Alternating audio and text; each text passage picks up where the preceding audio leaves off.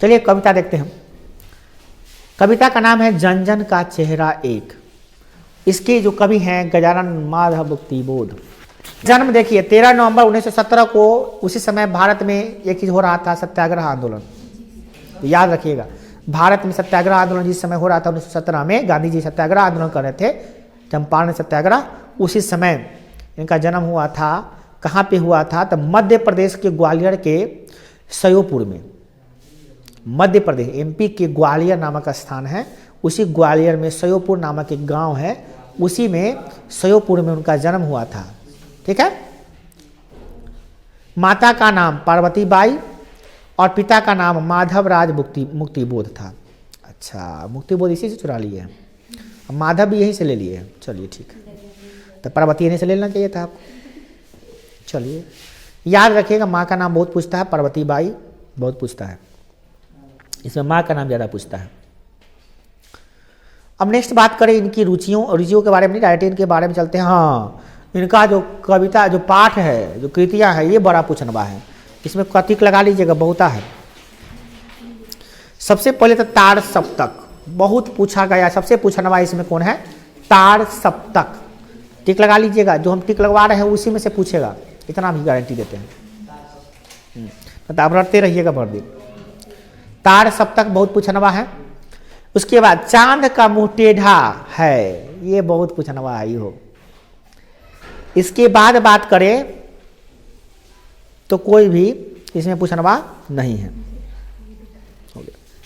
ऐसे पढ़ने के लिए आप पूरा पढ़ लीजिए, मगर याद रखिएगा दो गो चीज, तार सप्तक, एगो चांद का मुंह टेढ़ा है। याद है? हाँ, चांद का मुंह टेढ़ा है, याद रहेगा?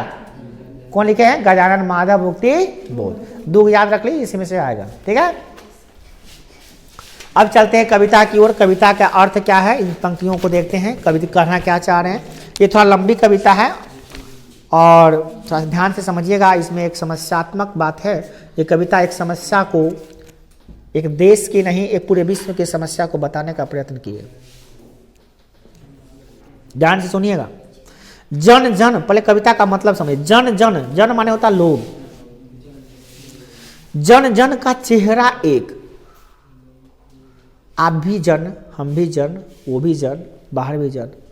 जन जन माने लोग, या पुरुष हो या महिला हो, कोई फर्क नहीं पड़ता है। जन मतलब लोग। चेहरा एक, हम सबका चेहरा एक ही है। तो कहिएगा न सर, जब चेहरा एक हो जाता आधार कार्ड सबका एक हो जाता, मिक्स हो जाता। कवि का अर्थ क्या है, क्या करे? जन जन का चेहरा है, माने दुनिया में जितना लोग है सबका चेहरा एक ही है। तो पागल है, कुछ बोल देते हैं उल्टा पुल्टा। नहीं, कवि पागल नहीं है। कवि इतनी ज़्यादा बुद्धिमान है जिसकी आप समझ में नहीं सकते, कल्पना भी नहीं कर सकते जो कहना चाह रहे हैं। वो कहना चाह रहे हैं क्या कि जन जन का चेहरा एक, मतलब जितने भी लोग हैं धरती पर, सबकी समस्या लगभग एक जैसी है। सबको एक जैसा शोषण किया जा रहा है। सबको मीठी मीठी बातों में फुसलाकर नेता लोग गद्दी संभाल रहे हैं, और सबको बाद में ठेंगा दिखाया जा रहा है। कवि का कहने का तात्पर्य कुछ दूसरा है, इसको समझना चाहिए। क्या कहना चाह रहे हैं, देखिएगा क्या करें। चाहे जिस देश प्रांत पुर का हो, ध्यान से रखिएगा, इसमें कल लाइन भी बहुत पूछनवा है दो, जो हम आपको लास्ट में बताएंगे कविता का। चाहे जिस देश प्रांत पुर का हो, जन जन का चेहरा एक। एशिया की, यूरोप की, अमेरिका की गलियों की धूप एक। कष्ट दुख संताप की चेहरे पर पड़ी झुर्रियों का रूप एक। जोश में यूं ताकत से बंधी हुई मुट्ठियों का लक्ष्य एक। ध्यान दीजिएगा, चाहे जिस प्रांत या पुर में हो, आप जिस भी गांव में हो, जिस भी इलाका में, जिस भी मोहल्ला में आपका जन्म हो, जान लीजिए जन जन का चेहरा एक ही है, सबकी समस्याएं एक ही जैसी है। अरे आप एशिया में पैदा हो, यूरोप में पैदा हो, अमेरिका में पैदा हो, क्या फर्क पड़ता है? गलियों की धूप की अलग है, सूर्य अलग थोड़ी ना है, सूर्य तो एक ही। दुख संताप, क्या आपको अमेरिका के लोग दुखी नहीं हैं? क्या यूरोप के लोग दुखी नहीं हैं? क्या यूरोप के जनता को नहीं सताया जाता है? क्या यूरोप के जनता भूखे नहीं मर रहा है? क्या भारत के लोग भी मर रहा है, अमेरिका के लोग भी भूखे मर रहा है जनता। उसके चेहरों पे पड़ी झुर्रियां एक। मुट्ठियों का, देखिए जोश, ये ताकत में बंधी हुई मुट्ठियों का लक्ष्य एक। वह जान लीजिए, जनता जब घबराती है, जनता को जब शोषण होता है ना, तो मुट्ठी बांधता है और एक होता है। एकता जब होता है ना, तो फिर जान लीजिए प्रतिशोध भी एक जैसा होता है। इतिहास गवाह है कि जितने देशों को भी सताया गया, दबाया गया, जिसके द्वारा भी सताया गया, दबाया गया, उसका प्रतिरोध हुआ और सबका बदला भी लिया गया एक जैसा ही। पृथ्वी के गोल चारों ओर धरातल पर है, जनता का दल एक पक्ष, जलता हुआ लाल की भयानक सितारा एक, उद्दीपित उसका विकराल सा इशारा एक। जान लीजिए, एक जनता जो होती है ना, वो जनता होती है, चाहे किसी भी देश की हो। वो जब पक्ष में आएगी, एक पक्ष बनाकर आएगी। जलता हुआ लाल भी भयानक सितारा एक, सितारा को लाल बताया गया कि जितना नहीं जलाओ जनता को, किसी को दबाओ उतना नहीं, उतना शोषण ही करो जितना चल जाए। जितना शोषण तुम कर रहे हो ना, वो आग की तरह सितारा जो जल उठेगा। जैसे सितारा जलेगा तो क्या हाल होगा जानते हो ना, गगन से आग बरसेगा। उसी प्रकार से जब जनता जलेगा ना, जनता का दिल दुखेगा ना, तो आग ही बरसेगा, समझो। विकराल आएगा स्थिति। गंगा में, इरावती में, मीनाम में अपार अकुलाती हुई नील नदी अमेजन, मिसौरी में वेदना गाती हुई बहती हुई जिंदगी का धारा एक। और दुनिया की नदियां हैं ये, गंगा, इरावती, मीनाम, नील, अमेजन, मिसौरी, ये सब नदियां हैं, विश्व के अलग अलग क्षेत्रों में पाई जाने वाली नदियां। इनमें बहती हुई जीवन धारा एक ही होती है, उसमें जल ही बहती है, जल ही बहती है उसमें। प्यार का इशारा एक, क्रोध का दुधारा एक, पृथ्वी का प्रसार। प्रेम एक ही ऐसा होता है, प्रेम और दुधारा, मतलब जान लो, अगर वो दुधारा बनेगा, अगर प्रतिशोध लेगा तो वो भी एक ही जैसा होगा। पृथ्वी का प्रसार हुआ है, अलग अलग देश हैं, अपनी सेना के लिए हुए, अपनी सेनाओं से किए हुए गिरफ्तार, गहरी काली छाया पसार कर खड़े हुए शत्रु का, काले से पहाड़ पर काला काला दुर्ग एक, जन शोषक शत्रु एक। अरे भैया, जन का शोषक तो एक ही है, चुट्टा कहीं पे पीएम बन के, तक कहीं सीएम बन के, तक कहीं मुखिया बन के, कहीं विधायक बन के। लूटने वाला तो चेहरा एक ही जैसा है। किसी देश में राष्ट्रपति के रूप में लूट रहा है, किसी देश में तानाशाह बन के लूट रहा है, किसी में आतंकवादी बन के लूट रहा है, तो किसी में नेता बन के लूट रहा है। तो दोनों का सबका चेहरा तो एक ही जैसा है।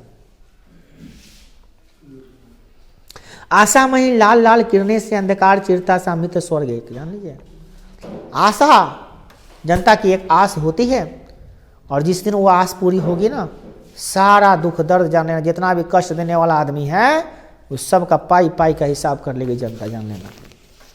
जन जन का मित्र एक, विराट प्रकाश एक, क्रांति की ज्वाला एक, धधकते वृक्षों में है सत्य का उजाला एक, लाख लाख पैरों में मोच है वेदना का तार एक, हिये में हिम्मत का सितारा एक, चाहे जिस देश प्रांतपुर का हो जन जन का चेहरा एक।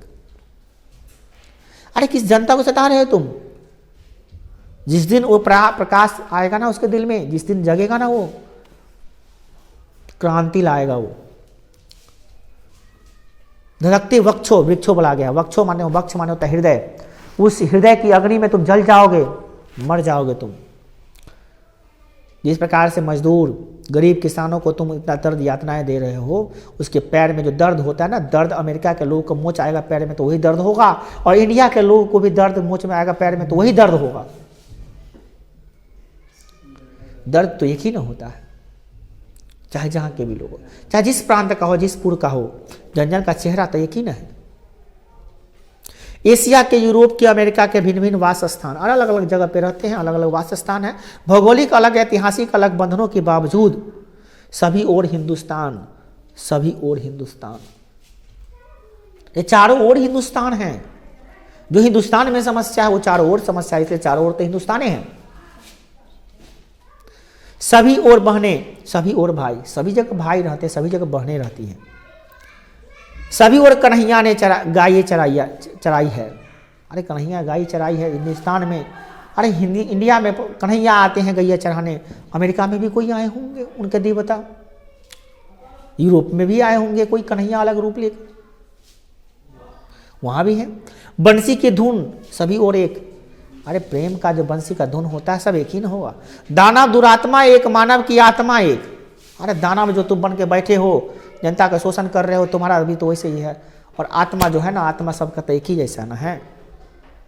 शोषक और खूनी के, शोषक और खूनी और चोर एक। अरे शोषक कहीं के हो, खूनी कहीं के हो, या चोर कहीं के भी हो, चोर तो चोर होता है, सितम तो एक ही ढाएगा ना। कहीं पे करोड़ों लूटेगा, कहीं का झोपड़ी में आग लगा देगा, कहीं पे महलों में आग लगाएगा, ये ना होगा। जन का युद्ध एक, मस्तक की महिमा व अंतर की उष्मा में उठती ज्वाला, अधिक क्रुद्ध एक, संग्राम का घोष एक, जीवन का संतोष एक, क्रांति का निर्माण का विजय का सेहरा एक, चाहे जिस देश प्रांतपुर का हो, जन का चेहरा एक।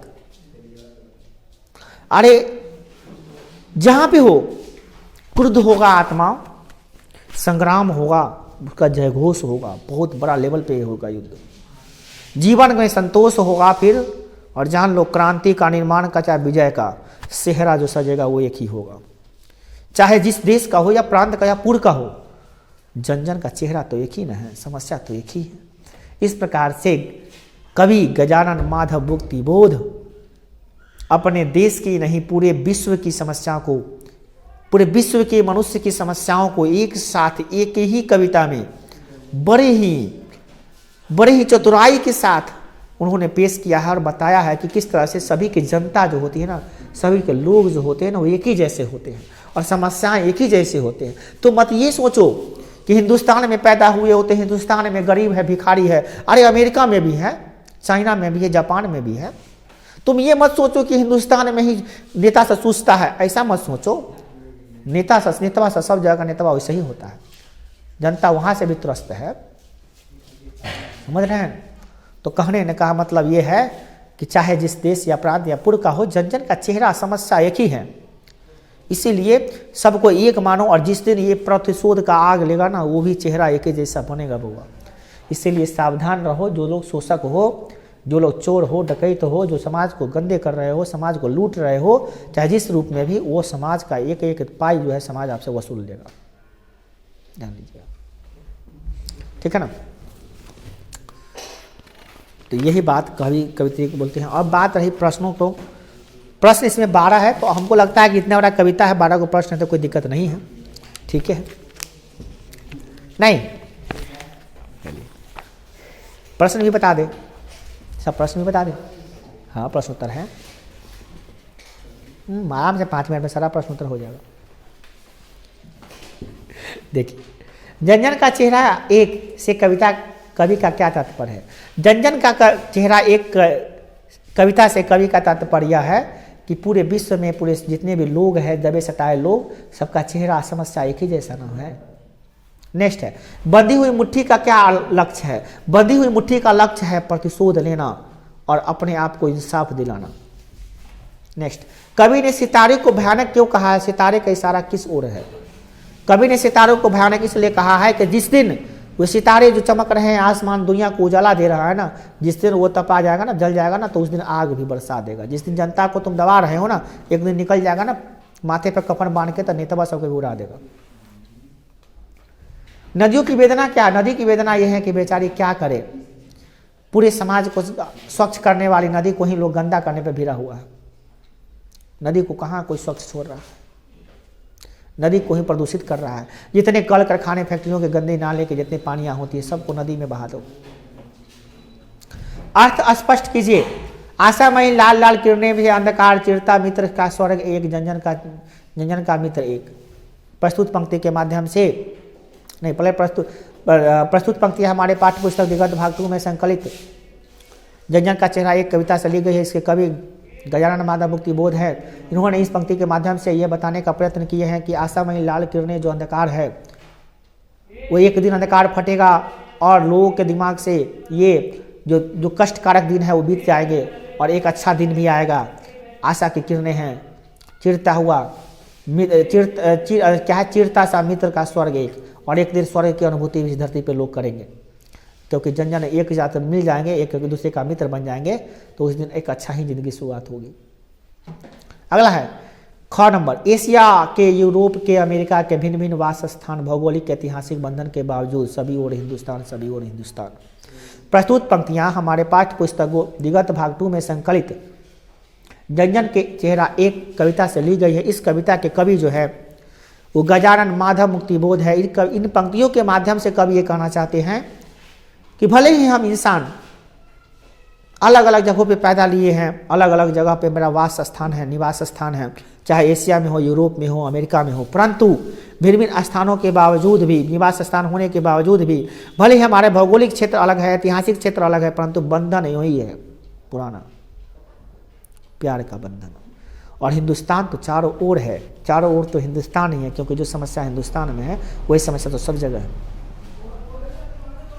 अगला है, दाना दुरात्मा से क्या अभिप्राय है? दाना दुरात्मा से अभिप्राय है कि उन समाज के सख्त ठेकेदार लोग जो समाज को अच्छा करने के लिए आते हैं और समाज को बहुत ही बुरा संदेश देकर जाते हैं, समाज को शोषण कर लेते हैं, समाज को बर्बाद कर देते हैं और गरीब को खाई में धकेल देते हैं, वही दाना दुरात्मा है। नेक्स्ट, ज्वाला कहाँ उठती है? कभी इस अति क्रुद्ध क्यों कहा है? ज्वाला नहीं, जन जन के हृदय में उठती है, और जिस दिन वह ज्वाला उठ कर निकलेगी ना बाहर, उस दिन वह समाज के ठेकेदारों को ना पीने के लिए एक गिलास पानी भी नहीं मिलेगा। नेक्स्ट, समूची दुनिया में जन जन का युद्ध क्यों चल रहा है? समूची दुनिया में जन जन एक दूसरे से लोग क्यों युद्ध कर रहे हैं? लालसा, लालच। लालच जो होती है इंसान को इतना इस कदर निकम्मा बना देती है ना कि अपनी संपत्ति को छोड़कर लोग दूसरे संपत्ति को हड़पने में ज्यादा मजा लेते हैं, समझे ना? ईर्ष्या जलन भी होता है इसमें। अगला है, कविता का केंद्रीय भाव क्या है? कविता का केंद्रीय भाव है विश्व की समस्याओं को उजागर करना, विश्व के लोगों को सचेत करना कि हम सबकी समस्याएं एक ही है। अरे यूरोप वालों, तुम अपने देश से यूरोप के देश के बारे में सोचते हो, अरे इंडिया वाले तुम इंडिया के बारे में सोचते हो, अरे अमेरिका वाले तुम अमेरिका के बारे में सोचते हो। छोड़ो, पूरे विश्व तो हमारा ही है। अब पूरे विश्व में तो समस्या क्या? वायु प्रदूषण इंडिया में, अमेरिका में नहीं है क्या? वायु प्रदूषण होगा तो इंडिया के लोग मरेगा, अमेरिका के लोग नहीं मरेगा। कोरोना हुआ था चाइना के लोग